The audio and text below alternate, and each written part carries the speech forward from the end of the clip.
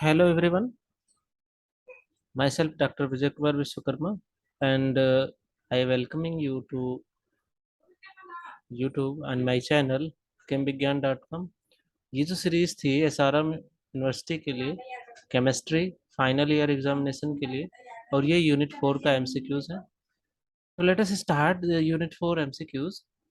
The main focus on the unit 4 will be on the thermochemistry and electrochemistry। तो यहाँ से सबसे ज़्यादा क्वेश्चंस बनते हैं और आपने पढ़ा है अभी रिसेंटली, तो यहीं से सबसे ज़्यादा क्वेश्चंस आएंगे।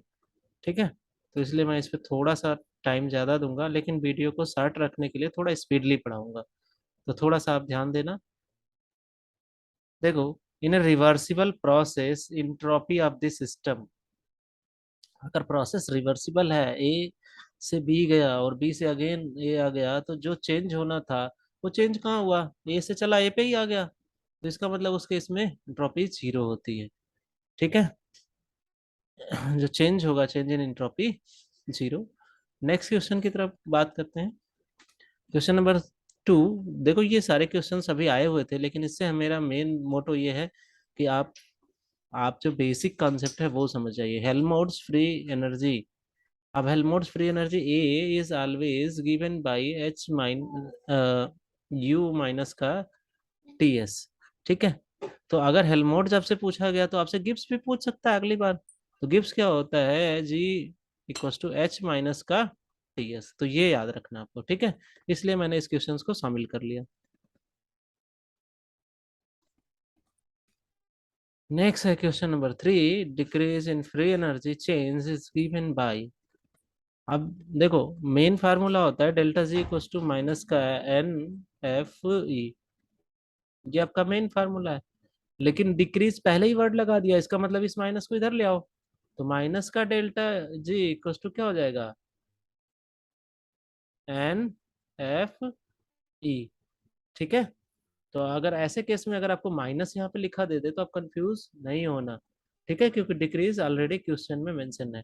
ठीक है, नेक्स्ट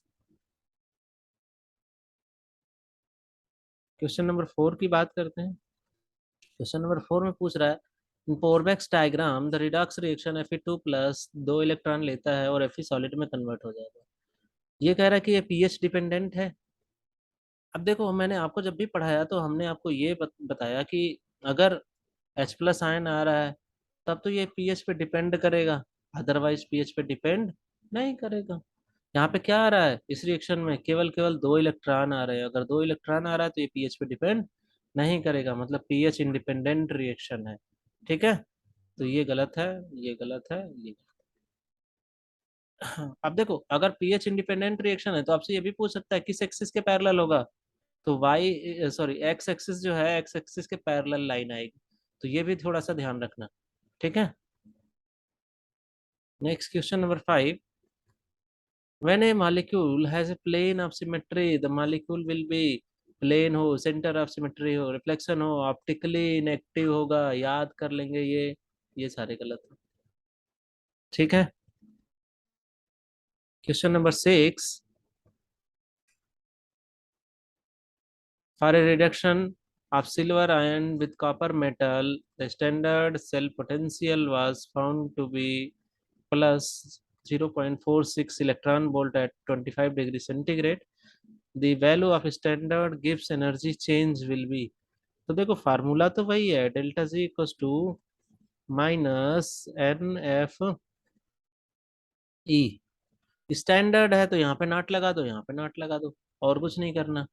तो इसके लिए देखो, एन की वैल्यू सिल्वर के लिए, सिल्वर आयन है, सिल्वर विद कापर मेटल लिखा है, तो कापर मेटल जहाँ पे यूज कर लिया, इसका मतलब ये कापर हमेशा +2 में होता है, Cu +2 में होता है। तो एन की वैल्यू क्या हो गई? 2 हो गई। -2 इंटू एफ की वैल्यू दे रखा है। ठीक है, 96,500 और ई से मल्टीप्लाई कर देंगे 0.46। तो मैं अभी आपको मल्टीप्लाई करके आंसर बताता हूँ। तब तक के लिए मैं वीडियो पास कर देता हूँ।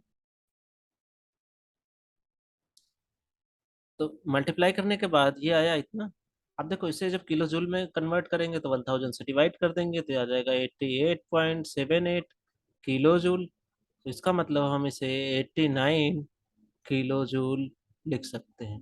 तो करेक्ट ऑप्शन है -89 किलो जूल।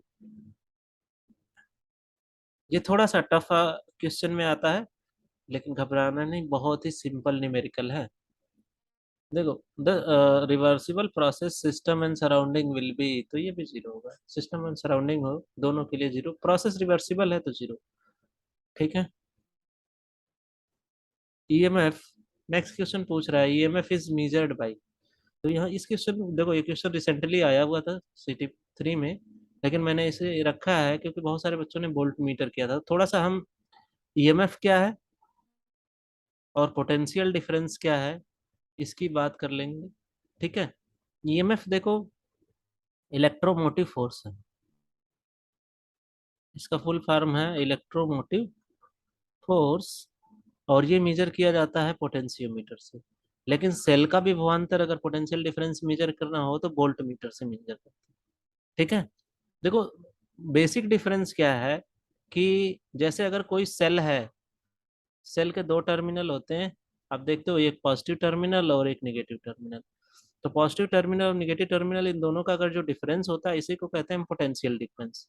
लेकिन अगर सेल यूज में नहीं है, सेल यूज में नहीं है, तब इसके अंदर जो मैक्सिमम पोटेंशियल डिफरेंस होता है उसी को कहा जाता है ईएमएफ। ठीक है।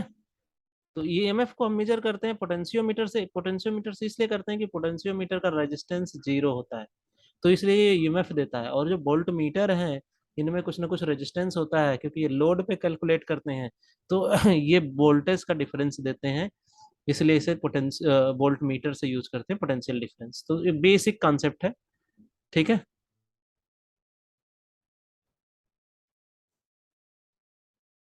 नेक्स्ट, अब ये पूछ रहा है कि ईएमएफ किस में मेजर करते हैं। ठीक है। तो ईएमएफ भी मेजर करते हैं वोल्ट में और पोटेंशियल डिफरेंस भी मेजर करते हैं वोल्ट में, क्योंकि अभी हमने बताया कि सेल अगर यूज में नहीं है तब हम मेजर करते हैं, तो वो पोटेंशियल डिफरेंस ही ईएमएफ कहलाता है। ठीक है। तो इसका मतलब दोनों की यूनिट वोल्ट ही होगी। नेक्स्ट, क्वेश्चन नंबर 10, थोड़ा फास्ट करेंगे। व्हाट इज सेल, सेल क्या है। देखो सेल बायोलॉजी वाला नहीं यहाँ पे पूछा जा रहा, तो हम सेल को बोलेंगे device to produce potential difference. अभी हम बताएं कि दो टर्मिनल होते हैं, एक ऐसे बैटरी पे देखते हो निकला होता है, इसे पॉजिटिव टर्मिनल और इसे नेगेटिव टर्मिनल कहते हैं। तो इन दो टर्मिनल में हमें ये ध्यान रखना होता है कि इन पोटेंशियल डिफरेंस अगर क्रिएट करने वाली कोई डिवाइस है तो उसे हम कहते हैं cell.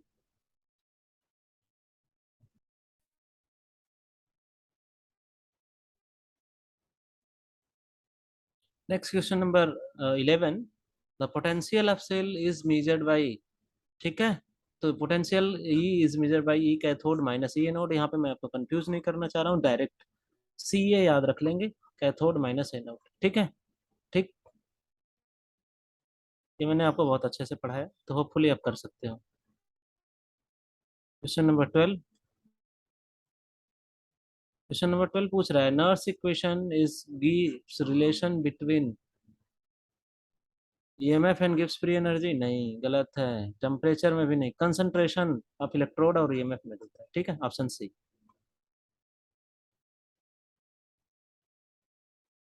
Next, what is electrode, electrode क्या है, ये आपसे क्वेश्चन पूछ सकता है।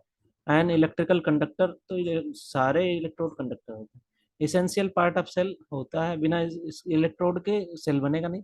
Use to generate potential difference, जी। कैथोड होगा एनोड होगा तभी तो दोनों के बीच का पोटेंशियल डिफरेंस निकालेंगे। तो यहाँ पे आंसर कौन सा सही है, आई।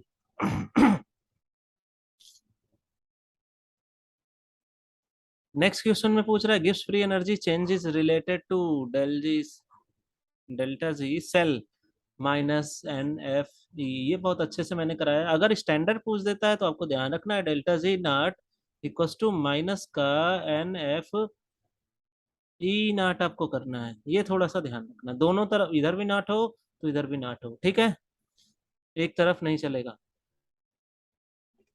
क्वेश्चन नंबर 15, सॉरी मिसिंग है, 16 पे आते हैं। Question number 16, in the standard electrode the concentration of electrolyte is. तो स्टैंडर्ड इलेक्ट्रोड की जब भी बात करते हैं तो हमेशा 1 मोलर का कंसंट्रेशन फिल किया जाता है। 2 मोलर गलत है, हाफ मोलर गलत है, ऑल इज पॉसिबल गलत है। 17, the function of salt bridge. Salt bridge क्या करता है? तो कंप्लीट द सेल। हाँ जी, सेल में ये साल्ट ब्रिज हम लगाते हैं, इधर एक इलेक्ट्रोड दूसरा इलेक्ट्रोड, तो कंप्लीट करता है सर्किट को, क्योंकि इधर से सेल जुड़ता है। To provide electrical neutrality. जी, इलेक्ट्रॉन अगर इधर से इधर चले जाते हैं तो सारे इलेक्ट्रॉन को इधर से लाता है। Maintain the deficiency of electron. तो यहाँ पे आंसर क्या सही है? Next question number 17, the correct form of the Nernst equation. तो नर्स इक्वेशन का करेक्ट फॉर्म क्या है? E cell equals to E naught cell minus का N F upon R T L N Q. ये आपको ध्यान रखना है। अच्छा, ये सही है? गलत है। E cell equals to E naught minus का R T upon N F L N Q, ये सही। ठीक है, तो करेक्ट कर लेंगे इसे। Question number 18। क्वेश्चन नंबर 18 में पूछ रहा है E cell can be represented as. ठीक है, ई नॉट सेल जो होता है ये होता है 0.09 वोल्ट अपान एन एफ लाख के सी। तो इसमें पहला ऑप्शन सही है। ठीक है।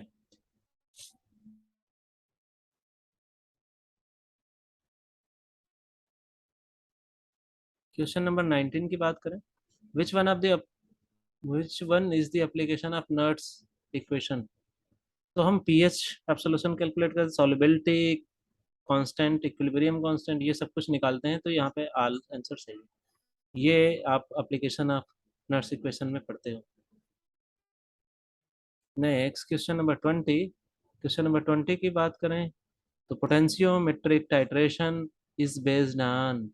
पोटेंशियोमेट्रिक टाइट्रेशन किस पे बेस्ड है? नर्स इक्वेशन पे। अच्छा देखो, जब पोटेंशियल की बात करें तो इसमें गिब्स उब्स कुछ नहीं लाना, कभी भी मत लाना, फैराडे भी नहीं लाना, क्योंकि आपको सिलेबस में ही नहीं है। कौन है?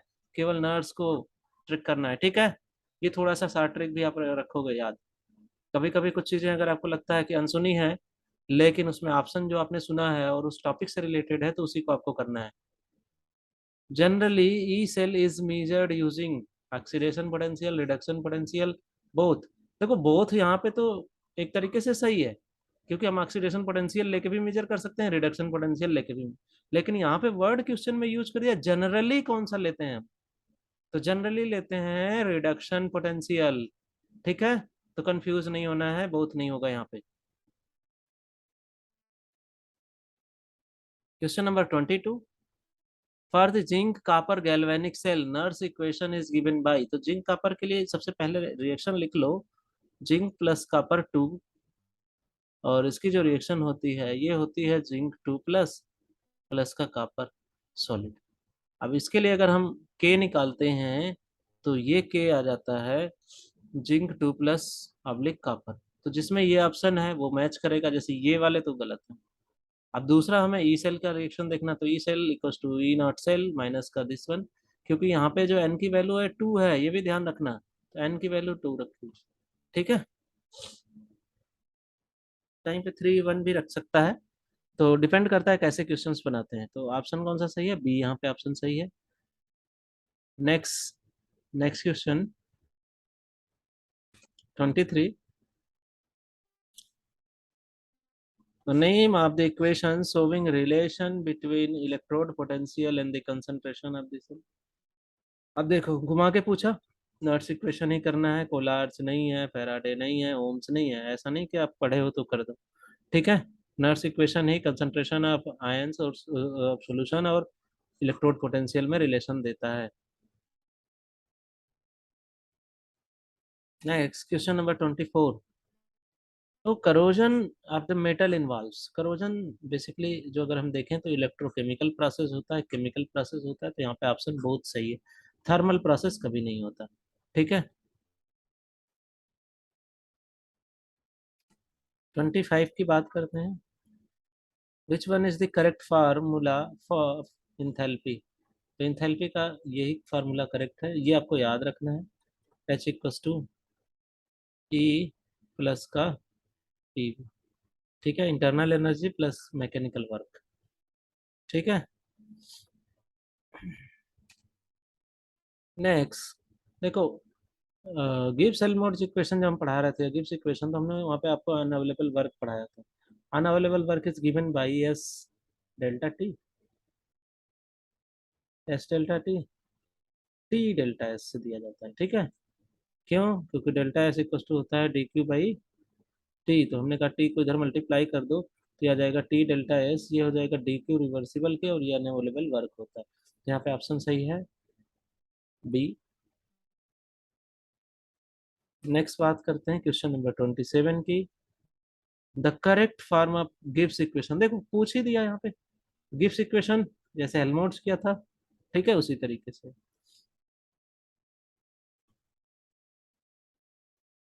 Question number 28, the internal energy can also be defined as, तो ऑल टाइप ऑफ जो एनर्जी है इनसाइड द सिस्टम सबका सम कर दें तो इंटरनल एनर्जी हो जाएगा, ठीक है। Sum of the vibrational, rotational and transitional energy, ये किसी मॉलिक्यूल के लिए है, प्लस प्लस डॉट डॉट लिखते हैं, तो यहाँ पे ऑल टाइप वाला ऑप्शन सही है, इससे कंफ्यूज नहीं होना, ठीक है। यहाँ से अच्छे क्वेश्चन बनते हैं, ये ध्यान रखना है। Question number 29, EMF is related two gives free energy change. अब देखो ये मुझे लग रहा है रिपीट हो गया, question delta G equal to minus का डेल एफ। अब यहाँ पे अच्छा रिपीट नहीं हुआ है, थोड़ा सा चेंजेस या कलाकारी की गई है। यहाँ पे नाट लगा दिया है तो इधर देखो नाट नहीं है, इधर नाट लगाया तो इधर नाट नहीं है, तो ये आपको कंफ्यूजन क्रिएट करने के लिए ऐसा क्वेश्चन दिया गया है और यहाँ प्लस कर दिया, तो ये तो है नहीं, तो ये ऑप्शन सही है, ठीक है। हमने कहा था कि अगर नाट लगे तो दोनों तरफ नाट लगना चाहिए, ये ध्यान रखना है आपको, ठीक है, इधर भी लगे तो इधर भी लगे, ठीक है। नेक्स्ट क्वेश्चन, क्वेश्चन नंबर 30 की बात करते हैं। क्वेश्चन नंबर 30 है गिव्स free energy change is measured eight, तो गिव्स फ्री एनर्जी चेंज हमेशा कांस्टेंट प्रेशर पे मेजर किया जाता है। सिमिलरली एक क्वेश्चन और बन सकता है कि हेल्महोल्ट्ज, हेल्महोल्ट्ज किससे मेजर किया जाता है, तो ये कांस्टेंट वॉल्यूम पे मेजर किया जाता है, ये ध्यान रखना, ठीक है। ये कांस्टेंट वॉल्यूम पे है हेल्महोल्ट्ज, तो यहाँ पे कौन सा ऑप्शन सही है, कांस्टेंट प्रेशर। क्वेश्चन नंबर 31, 31 में पूछ रहा है Helmholtz free energy change can be given as. आप देखो ये डेल्टा के फॉर्म में है, ठीक है, लेकिन यहाँ पे गिब्स नहीं हेल्महोल्ट्ज दिया है, तो हेल्महोल्ट्ज के लिए delta A equal to delta E minus का टी डेल्टा एस, तो डेल्टा वाला इक्वेशन ये सही है। अगर आपसे कभी पूछ दे गिब्स हेल्महोल्ट्ज तो आप याद रखना, शायद क्वेश्चन में कवर नहीं किया हूँ, मैं बता दे रहा हूँ यहाँ पे, delta G equal to delta S plus का T del by delta G upon del T at constant P, ये गिब्स हेल्महोल्ट्ज इक्वेशन है, इसमें माइनस नहीं आता है, तो ये इंपॉर्टेंट है, बहुत ही इंपॉर्टेंट है, कंफ्यूज करने के लिए माइनस दे देगा और यहाँ पे टीपी का वेरिएशन कर देगा, यहाँ एच को भी चेंज कर सकता है, तो ये याद रखना, अगर इक्वेशन याद है तो मिस्टेक नहीं होगी आपसे। क्वेश्चन नंबर 32 की बात करते हैं। Which statement is true about entropy change, entropy of universe is continuously increasing, ये statement second law of thermodynamics का है, ट्रू है। All natural process are spontaneous, क्योंकि रिवर्सिबल होते हैं, तो ये भी ध्यान रखना इरिवर्सिबल होते हैं नेचुरल प्रोसेस, तो इसलिए स्पॉन्टेनियस होते हैं। Heat can not flow from colder body to hotter body by itself, बिना, तो ये भी सेकंड लॉ का ही स्टेटमेंट है, तो यहाँ पे ऑप्शन ट्रू सही है, ऑल, ये भी सही है, ये भी सही है, ये भी सही है। नेक्स्ट मूव करते हैं क्वेश्चन नंबर 33 की तरह, थोड़ा फास्ट करेंगे क्योंकि कम से कम समय में आपको रिवाइज करना है। Spontaneous process can be truly defined by, देखो ये क्वेश्चन अब की बार CT3 में आया था तो बहुत बच्चे कंफ्यूज हो गए, डेल्टा एस कभी भी स्पॉन्टेनिटी को नहीं बताता अच्छे से, ठीक है। डेल्टा जी अगर निगेटिव है तो प्रोसेस स्पॉन्टेनियस होगा, लेस देन जीरो है तो निगेटिव होगा और स्पॉन्टेनियस होगा प्रोसेस, तो डेल्टा जी ही स्पॉन्टेनियस प्रोसेस को बताता है, डेल्टा एस नहीं। डेल्टा एस पॉजिटिव भी हो सकता है तब भी स्पॉन्टेनियस है, डेल्टा एस निगेटिव होगा तब भी स्पॉन्टेनियस हो सकता है, ये ट्रूली नहीं बताता, ठीक है।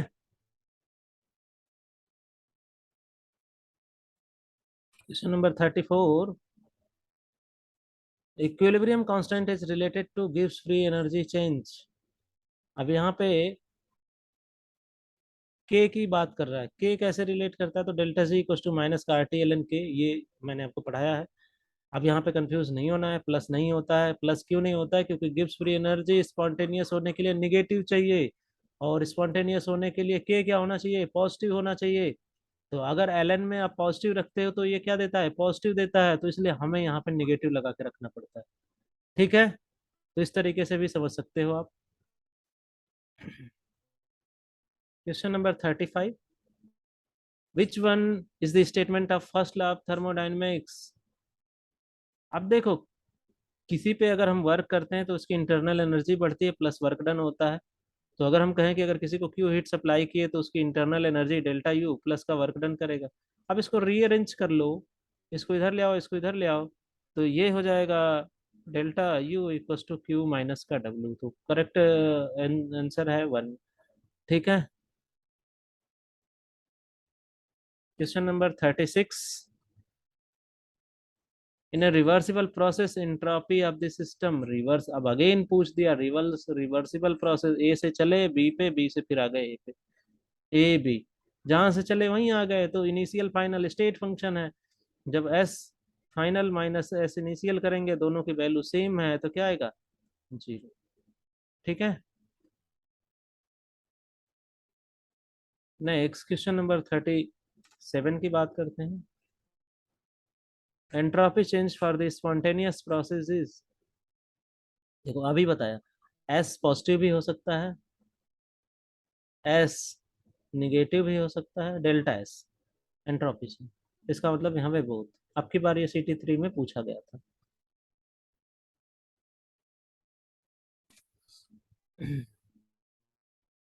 The potential energy of n butane is maximum for, यहाँ पे पोटेंशियल एनर्जी में थोड़ा सा एन ब्यूटेन का हम ओवरव्यू ले लेते हैं।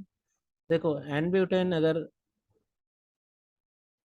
इस फार्म में है, इक्लिप्स फार्म में, CH3 और CH3, तो ये जो बल्कि ग्रुप हैं, बाकी सारे हाइड्रोजन हैं, दूर दूर हैं, तो इस केस में रिपल्सन बहुत कम होता है।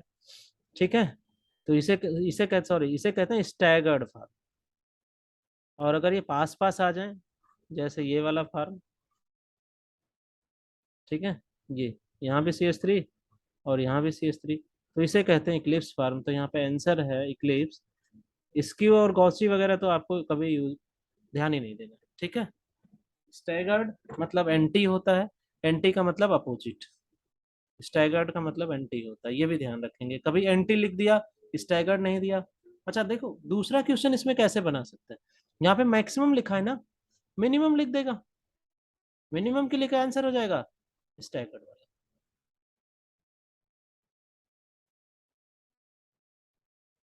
Next question number 39, anhydrous metal surface in absence of moisture undergo. अब देखो मॉइस्चर नहीं है तो वेट कहाँ से होगा? वेट होगा ही नहीं, तो वेट वाला ऑप्शन गलत है, ड्राई करोजन होगा। गैल्वेनिक में भी सेल फॉर्मेशन के लिए आपको इलेक्ट्रोलाइट चाहिए, मतलब मॉइस्चर चाहिए, वाटर चाहिए। पिटिंग करोजन भी नहीं, तो ये सारे नहीं है, ड्राई करोजन, ये ध्यान रखना। ठीक है, next question number 40, identify the compound with highest ring strain. देखो सबसे ज्यादा रिंग स्ट्रेन पूछा है, और आप हमेशा ध्यान रखना कि भाई जो पूछ रहा है उससे सिलेबस से क्या रिलेट है। तो सिलेबस में आपने क्या पढ़ा है? आप साइक्लोमीथेन पढ़े हुए, तो कुछ होता ही भी नहीं। ये ध्यान रखना, साइक्लोमीथेन कुछ नहीं होता। एक कार्बन का चेन नहीं बन सकती, मतलब साइकिल नहीं बन सकती। साइकिल बनाने के लिए कम से कम तीन चाहिए, दो की भी नहीं बनेगी, यहाँ की भी नहीं बनेगी। ठीक है, तीन से ज्यादा चाहिए, तीन या चार। तो आपने पढ़ा क्या है? साइक्लोप्रोपेन पढ़ा है, तो आंसर साइक्लोप्रोपेन है, सबसे ज्यादा रिंग स्ट्रेन होता है। ये हमने आपको कैलकुलेट करके भी दिखाया था कि इसका जो एंगल होता है वो 60 डिग्री का होता है।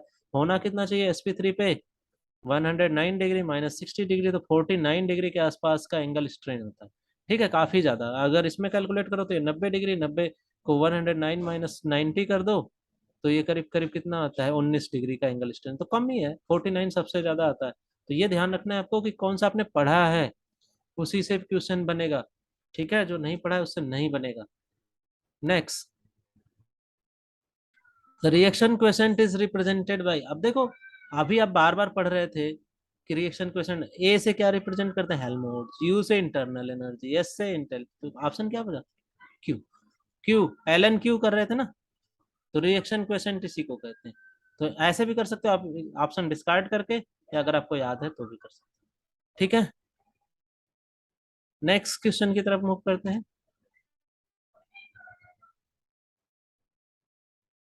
Anode in galvanic cell is assigned with charge. देखो इधर जो होता है, हमने आपको बताया था, याद कर लो, लोन। और इधर जो होता है, ये आर आर सी पी, हमने याद कराया था। लेफ्ट साइड ऑक्सीडेशन, लिख देता हूँ। ये भी पूछ सकता है कभी, लेफ्ट साइड क्या होता है, या एनोड पे क्या होता है, ऑक्सीडेशन। इसे कहते क्या है, एनोड। चार्ज कौन सा होता है, निगेटिव। तो कौन सा चार्ज होगा यहाँ पे, निगेटिव।